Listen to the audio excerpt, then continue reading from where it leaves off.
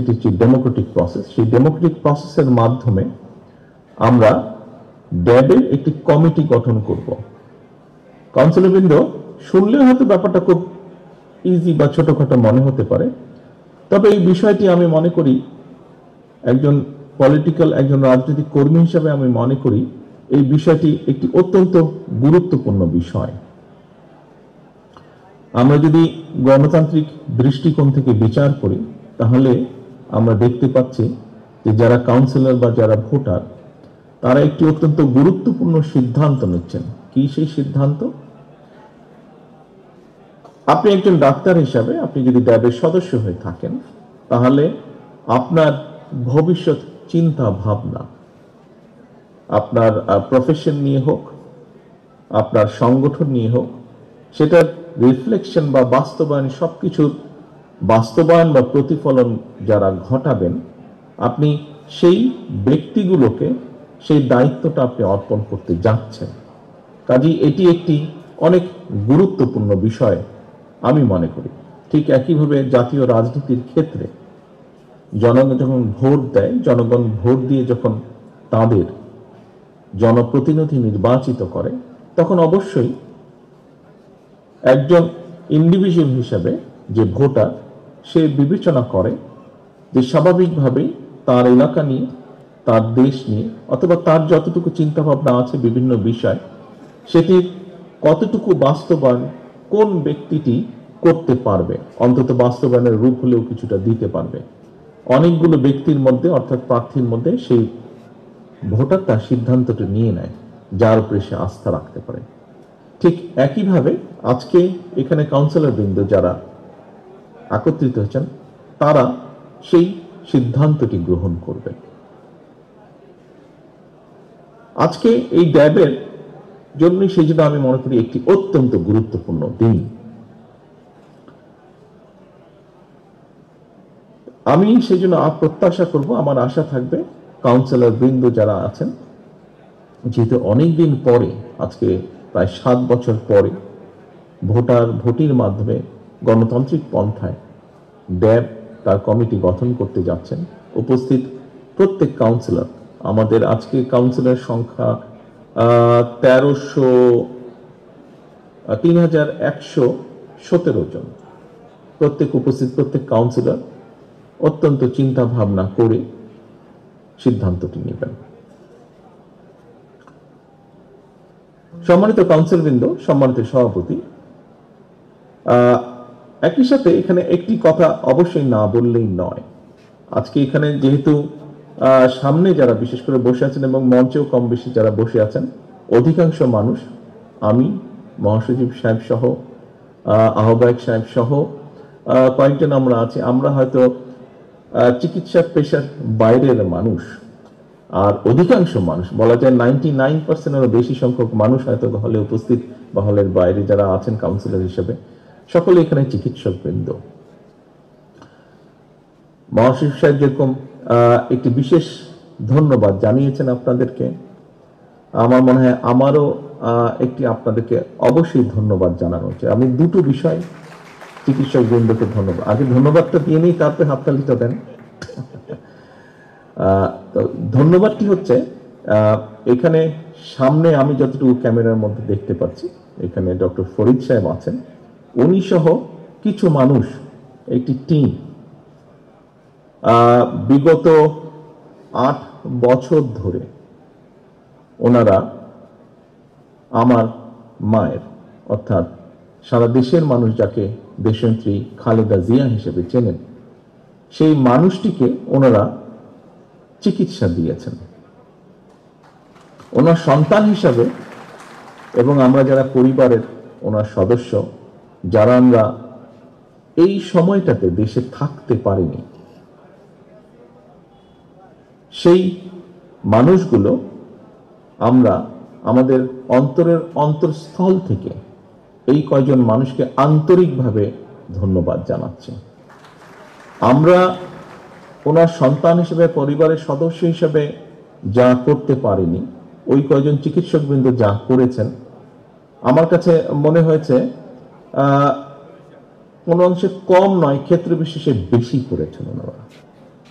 সেই জন্য সামগ্রিকভাবে গোটা চিকিৎসক সমাজের কাছে আমরা অত্যন্ত কৃতজ্ঞ পরিবারের পক্ষ থেকে।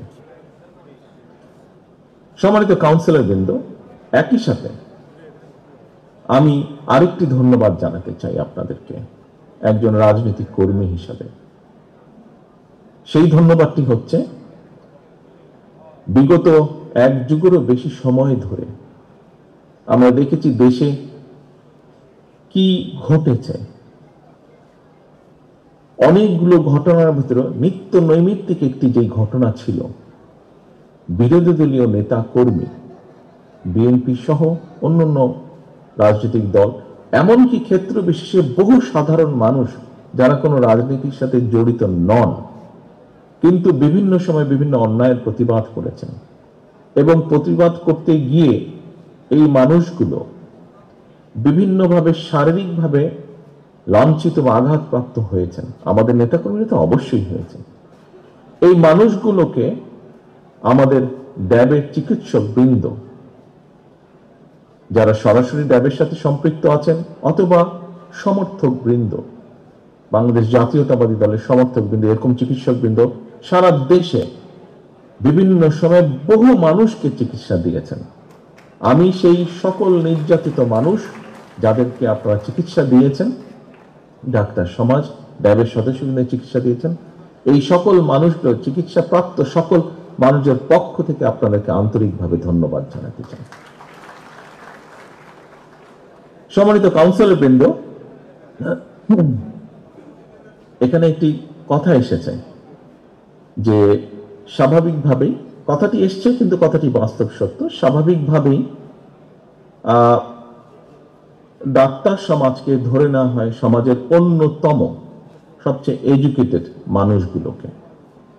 খুব স্বাভাবিকভাবেই পৃথিবীর সব দেশে এবং একইভাবে বাংলাদেশে প্রত্যাশিত সাধারণভাবে যে কোনো শিক্ষিত মানুষকে ওয়াইজ হিসেবে ধরা হয়, অর্থাৎ যার উইজডম আছে, এবং স্বাভাবিকভাবে এই ধরনের মানুষগুলোর কাছে পরামর্শ থেকে শুরু করে বিভিন্ন অনেক কিছু মানুষ প্রত্যাশা করে।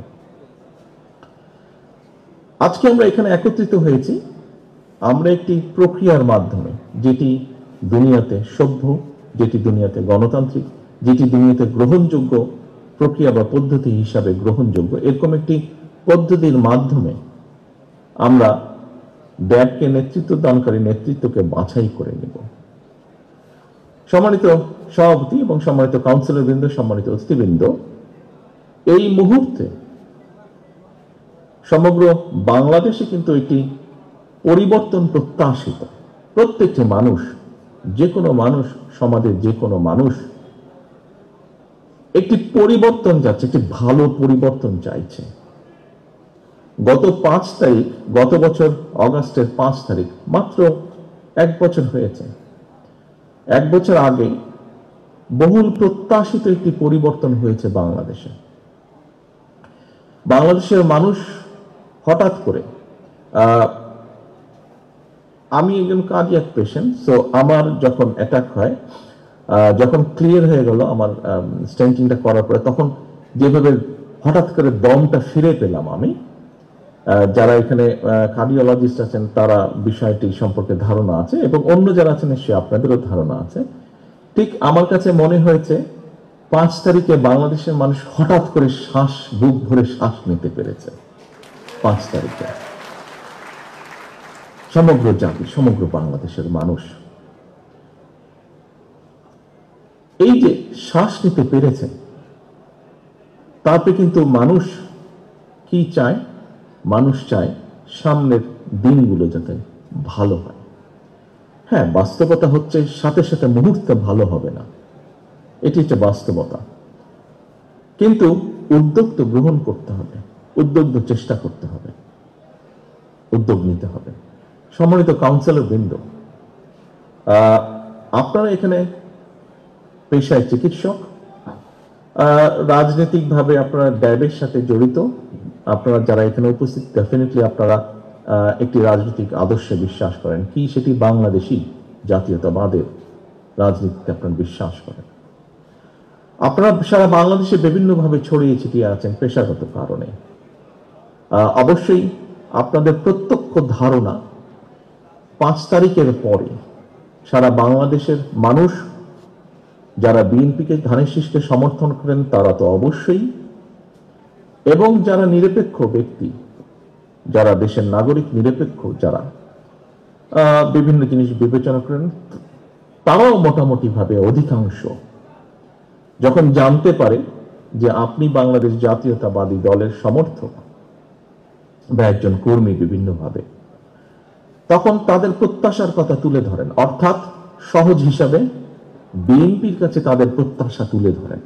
তারা মনে করেন যে বিএনপি অন্তত উদ্যোগ গ্রহণ করবে আগামী দিনে যেহেতু বাংলাদেশ জাতীয়তাবাদী দল বিএনপির সবচাইতে বেশি সম্ভাবনা দেশ পরিচালনা করার একটি নির্বাচনের মাধ্যমে অবশ্য, সেই জন্য বিএনপির কাছে প্রত্যাশা করে বেটার কিছু, ভালো কিছু চেঞ্জ করা, একটি পরিবর্তন আনার। আমাদেরকে সেই শুরুটা করতে হবে, সম্মানিত কাউন্সিলর বৃন্দ, একটি কথা প্রচলিত আছে, বিভিন্ন সময় বিভিন্ন আলোচনা সভায় একটি কথা আসে যে যেই দলগুলো, রাজনৈতিক দলগুলো গণতন্ত্রের কথা বলে কিন্তু নিজেদের ভিতরেই প্র্যাকটিস করে না, তারা কেমন করে গণতন্ত্র প্রতিষ্ঠিত করবে? কথাটি ঠিক বেঠিক দুটোর মাঝামাঝি। বিভিন্ন সীমাবদ্ধতার কারণে, অনেক কিছুর কারণে হয়তো সম্পূর্ণভাবে একটি দলের ভিতরে সেই প্রক্রিয়াটি এখনো চালু হয়ে উঠেনি বাংলাদেশের রাজনৈতিক দলগুলোর মধ্যে। তবে অবশ্যই আজকের এই দিনটি আমি মনে করি, ড্যাবের এই কাউন্সিলটি আমি মনে করি এই কথার ক্ষেত্রে কথাটি যে সম্পূর্ণভাবে ঠিক নয়, যারা এই কথাটি তোলেন, যারা এই কথাটি আলোচনা করেন যে রাজনৈতিক দলগুলোর মধ্যে চর্চা নেই গণতন্ত্রে, আজকের এই দিনটি তাদের সামনে একটি প্রমাণ যে তাদের কথাটি, বক্তব্যটি সম্পূর্ণভাবে সঠিক নয়। শুধু তাই নয়, আগামী 2 দিন পরপর, আগামী 2 দিন আমি বিএনপির দুটো জেলা ইউনিটের কাউন্সিলে আমি অংশগ্রহণ করব।